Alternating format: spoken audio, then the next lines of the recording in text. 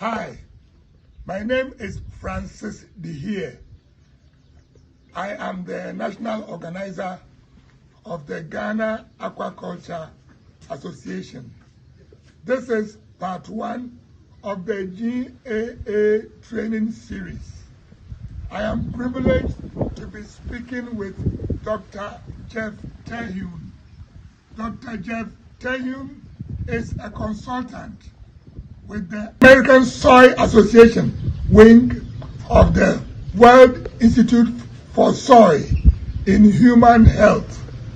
Dr. Jeff is in Ghana again to pursue some projects relating to training of fish health personnel.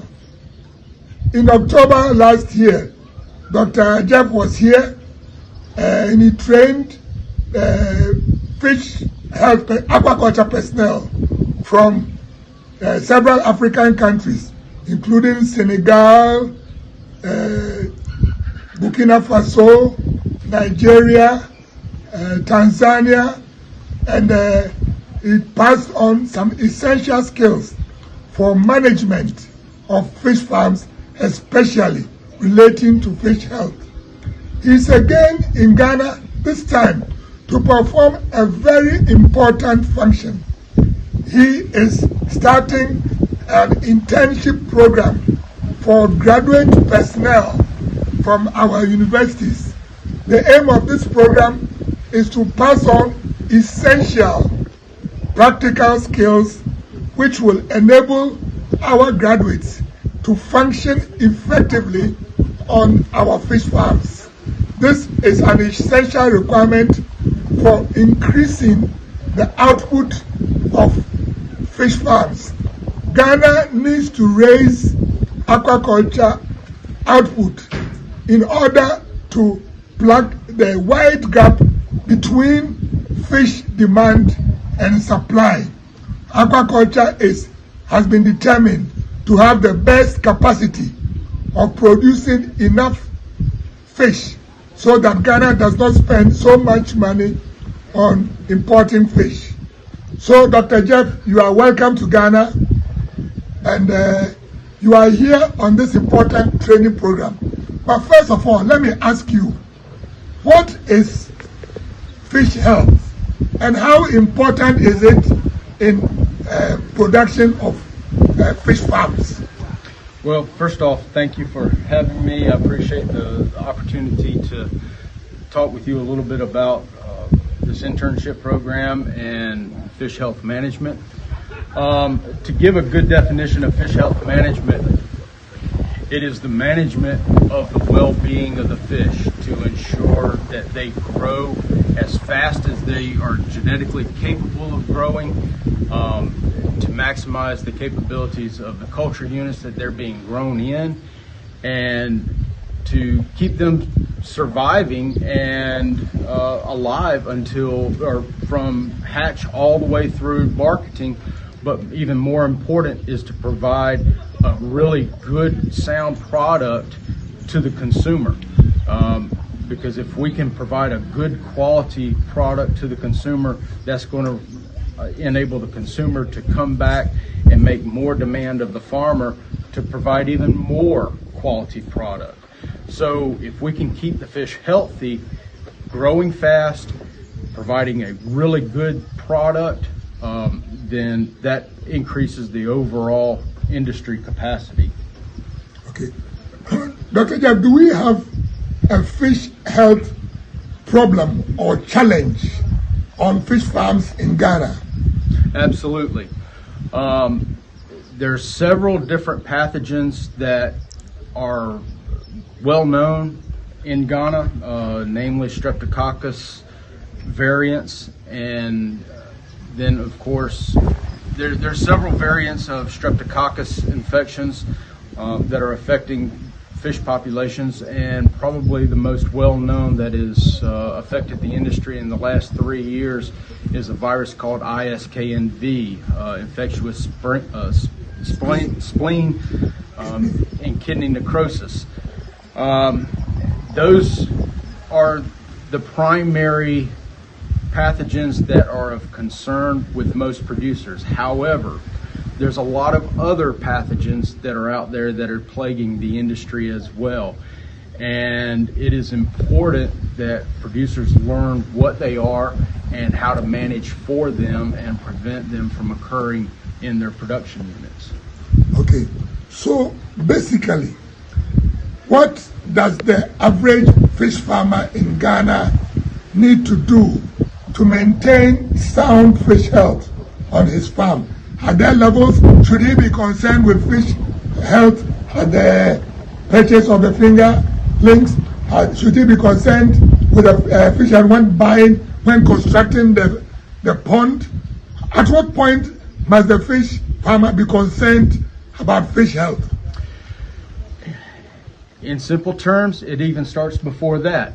It starts whenever they start making a business plan, whenever they decide to go into fish farming to begin with. That's where it starts. Because with fish health management, if we back up a little bit to the definition of what fish health management is, it is the well-being of those fish. And so everything that you do from a business standpoint, in one way or another, is going to affect the well-being or the health of those animals, from how the ponds or the culture units are constructed, the way they're laid out, to the aeration potentials, the water source that they're going to be put in. It starts from the very, very beginning, and that is with the idea that I want to create and build a fish farm. You have to think about it from that point. Okay, so the fish farmer needs to be concerned about fish health. What should he do? What should he do? What are some of the practical steps that he should do? He should take in order to ensure sound fish health. You can mention one or two. I know there's a wide range. Yes, there's a lot of very, very specific techniques depending on the diseases that you want to try to manage for. And that includes not only the infectious diseases, but also the non-infectious diseases, meaning those that are affected by water quality or nutrition. Basically, we can boil it down to three major concepts that one has to know and understand. And that is the fish itself. You have to know all the biological requirements of the fish, what a complete diet is for that particular species of fish that you're working with. You have to know the culture units and the environment that those fish are going to be in, because these fish are living and breathing in these water environments that can change very rapidly. And so we have to ensure that they have a good environment to grow as fast as they are capable of growing. And then third, we have to know and understand the diseases that can affect those fish. So whenever I teach students, what is it that they have to learn to begin with? Well, it's to be a student of the animal, the culture unit that they're growing these fish in, and then the pathogens that can affect them and the problems that can develop in growing the fish. Okay. What should the farmer do regarding to fish health management on a daily basis? On a daily basis, it is a constant reminder that one should make of him or herself is, what am I doing to take care of the animal?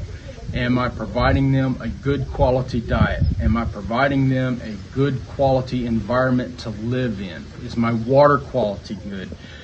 Probably the number one water quality environment parameter that they have to think about is oxygen levels. Am I providing enough oxygen for that animal just to be able to live in for the next few minutes, for the next day, for the next week? That is probably the most important part of it. A lot of times these water quality parameters that people tend to ignore are precursors or cause predisposing factors for the animal to become sick and then succumb to pathogens that are present.